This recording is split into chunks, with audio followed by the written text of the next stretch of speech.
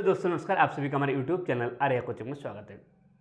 शुरुआत करता हूं आज की वीडियो, जिसमें मैं आपको बताऊंगा कि यूपी पुलिस का जो सिलेबस है उसे कम समय में कैसे कंप्लीट करें। दूसरी चीज़, समय कम है, किस तरीके से कौन सी ऐसी रणनीति अपनाएं जिससे कि यदि हम तैयारी करें तो हम सफल हो जाएं। इस समय 25 लाख बच्चा फॉर्म डालेगा, कम से कम 60,000 वैकेंसी है। किस किस तरीके से रणनीति अपनाएं, वीडियो एंड तक देखना। यदि आप इस नियम को फॉलो करते हैं, जैसे जैसे मैं बताता हूं, यदि आप ऐसा करते हैं, आप 101% आप सफल हो जाएंगे। समय कम है। बात करता हूं उत्तर प्रदेश पुलिस की। उत्तर प्रदेश पुलिस 2024। उत्तर प्रदेश पुलिस 2024 का नोटिफिकेशन आपको आ गया, फॉर्म भी पड़ जाएंगे 27 तारीख से। समय कम है। अब कम समय में आप एक बात बताइए, यदि आपके पास समय कम हो और किसी काम को करने को कहा जाए तो आप क्या हो जाएंगे, एकदम ये सोचेंगे सर मैं क्या कर लूँ, यहाँ भी भागेंगे, ये भी भागेंगे, हर जगह हाथ पैर फैलाएंगे। क्योंकि जब समय ज़्यादा होता है उस समय हम करते नहीं, और समय जब कम होता है तो हम भाग दौड़ में पड़ जाते हैं, क्योंकि हम कुछ करना ही नहीं चाहते, इतने दिन से बैठे हुए थे।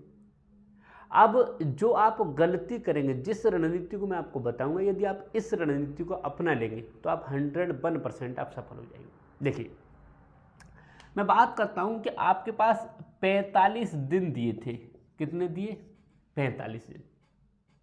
45 दिन दिए। 11 तारीख से एग्जाम, 11 फरवरी से कह रखा है। इधर 25 तारीख को यानी 24 तारीख को नोटिफिकेशन आ गया, 23 तारीख को। तो अब इधर दिन और ये लगभग यानी 45 दिन बचे। और सब्जेक्ट आपके पास हैं 4। एक तो जीके,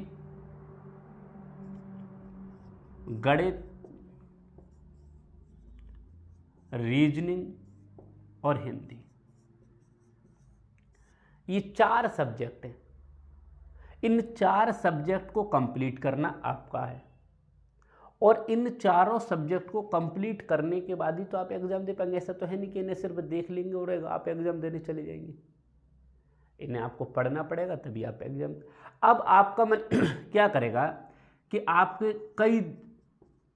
आपके मन में आएंगे कि मैं क्या कर लूँ। तो सबसे पहली चीज़ तो ये है कि सिर्फ आप ध्यान केंद्रित करके एक चीज़ पर फोकस कीजिए। एक चीज़ को पकड़ लीजिए, जिससे भी आप पढ़ना चाहते हैं, ऑनलाइन या ऑफलाइन, किसी एक को पकड़ लीजिए। आप ये मन सोचिए, जब यूट्यूब पर जा रहे हैं कि मैं इसे देख लूँ, इसे देख लूँ, इसे देख लूँ। सबसे पहले बात करूंगा मैं बैच की। यदि आप बैच खरीदना चाहते हैं, कोई भी, आप ऑनलाइन या ऑफलाइन कहीं भी, तो सबसे पहले मैं आपको बताता हूं, कहीं भी आप बैच ऑनलाइन या समय कम है, आपके पास बिल्कुल टाइम नहीं है, तो यहाँ जहाँ भी आप ऑनलाइन ऑफलाइन जाते हैं, किसी एक पर विश्वास करके वहाँ जुड़ जाइए। बाकी किसी से बात मत कीजिए, किसी से मत बोलिए कि मैं ये कर रहा हूँ, वो कर रहा हूँ। आप अपना ध्यान लगाइए और बस कीजिए और करते जाइए बस। जिस पर ऑफलाइन भरोसा कर लिया तो ऑफलाइन पढ़ लीजिए, और ऑनलाइन भरोसा कर लिया तो ऑनलाइन पढ़ लीजिए। बाकी किसी के चक्कर में आप मत पढ़िए। बिल्कुल ये मत कीजिए कि आपने दो 4 दिन ऑफलाइन पढ़ने चले गए, यार मन नहीं लग रहा, समझ में नहीं आ रहा, क्या करूं, दूसरी कोचिंग देखी, दूसरे में चले गए, उसमें भी समझ में नहीं आ रहा। ऐसे करते करते 15-20 दिन आप निकाल देंगे, समय बचेगा नहीं, तो आपका ना तो सिलेबस कंप्लीट हो पाएगा, ना तो आप कुछ पढ़ पाएंगे, तो क्या हो जाएंगे, बीच में आप रह जाएंगे।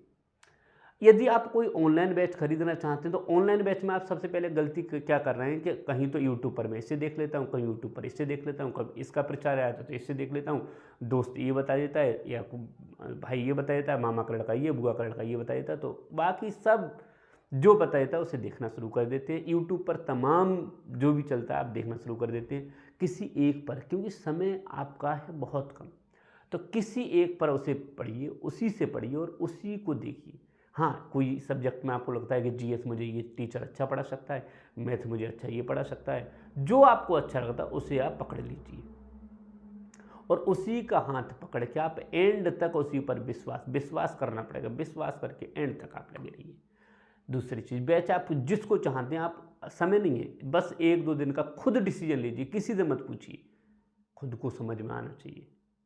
यदि आपके लिए कोई टीचर चाहे कितने भी बड़े प्लेटफॉर्म पर है या कितने भी छोटे प्लेटफॉर्म पर है, यदि आपको समझा पा रहा है तो वो आपके लिए अच्छा टीचर है, और आपको समझा नहीं पा रहा है, आपको समझ में नहीं आ रहा है, तो आपके लिए बिल्कुल किसी काम का टीचर नहीं है।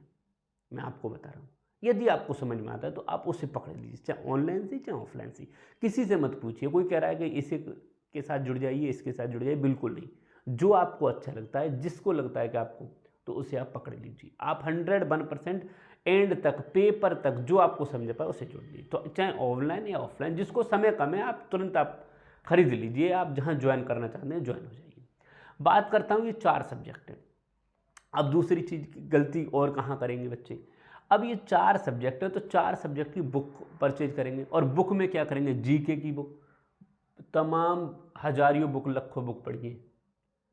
बुआ के लड़के ने कह दी ये बुक बहुत अच्छी है, बच्चा भाई खरीद लाया, दोस्त ने ये खरीद लिया, इसने बता दिया ये खरीद लो। अब जीके की तमाम बुक खरीद ली, गणित की मोटी मोटी बुक भी खरीद ली, पतली पतली भी खरीद ली, और जहाँ देख रहे हैं वहाँ भरमार कर ली, इकट्ठा कड़े पने वो भी कर लिया। रीजनिंग की भी तमाम और हिंदी की भी तमाम बुकें खरीद ली। अब बताइए, समय 45 दिन है।